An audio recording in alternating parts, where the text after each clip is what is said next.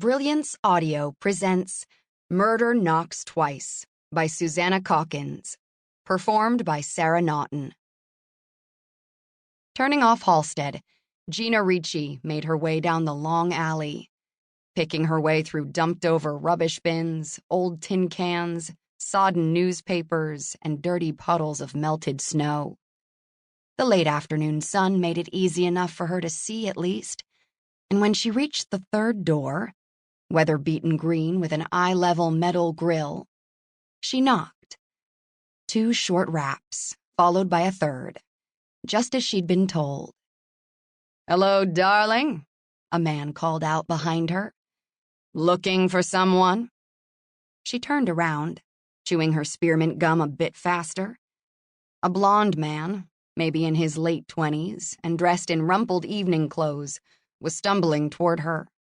"I can't give you anything," he called to her, his voice half singing, half slurring the words of the popular song. His blue eyes were bloodshot, though his smile was wide. Hiccuping, he continued with the lyrics, "But love, baby." "Ah, go on," Gina snapped back. "New Year's ended 2 days ago." "Is that right?" he asked, pulling a silver flask from the inside of his short tuxedo jacket. "I hadn't noticed." After he took a swig, he held it up to her. "Come on, let's get fried." "It's 4:30 in the afternoon," she said, pulling her winter coat around her more tightly, feeling like an old school teacher. Lulu would laugh if she saw her.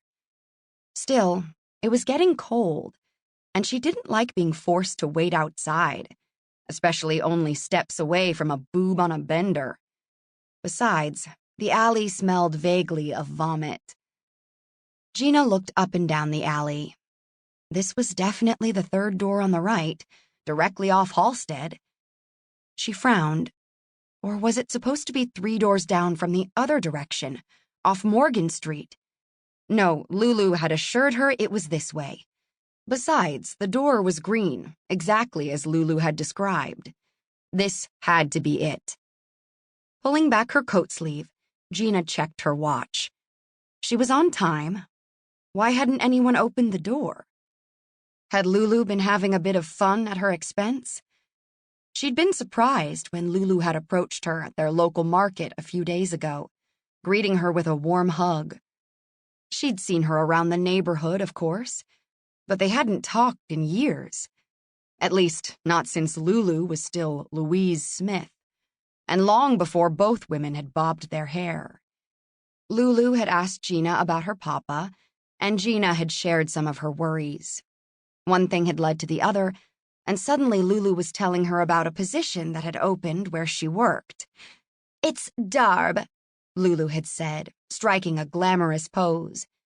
Then she dropped the affectation, adding more earnestly, "Tips are great, I swear." There had been a weariness behind Lulu's eyes when she'd spoken, and the memory of the redhead's sly smile now gave Gina pause. Almost as if reading her thoughts, the man spoke again. "Sure you're in the right place?" Then he waved his flask at her. Gina rolled her eyes at his blatant defiance of the Volstead Act. Drinking inside, hidden from the prying eyes of prohibition agents, was one thing, but it was quite another to drink out in the open. Cops were supposed to enforce public intoxication laws.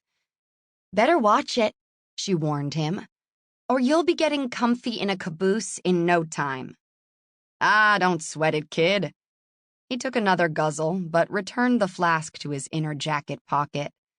The lining was probably cushioned to keep the vial from being discovered by prying eyes. He gestured toward the still-closed door. "Big Mike has the police in his pocket. Where do you suppose the cops go for a nip when they're off duty?" Gina was not altogether surprised. She didn't know Mike Castallazzo, the owner of the establishment she was trying to enter, but it stood to reason that he had a few cops on his payroll. Chicago police were notoriously corrupt. Had been, as long as she could remember.